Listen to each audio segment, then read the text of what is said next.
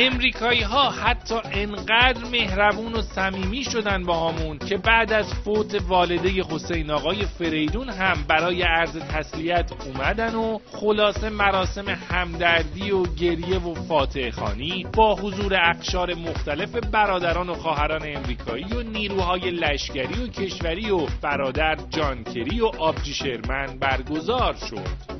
متاسفم، به تسلیت میگم. حصار روح رفتگان جمعیان الفاتحه مع الصلوات.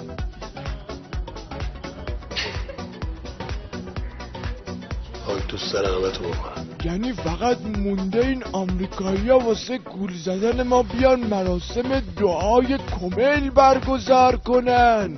برادر جان کری، شما که خوب بلدین فیلم بازی کنین، پیام نوروزی بدین، تبریک بگین، حالا اگه راست میگین الان چرا همراه با حسین آقای فریدون گریه نمی کنین؟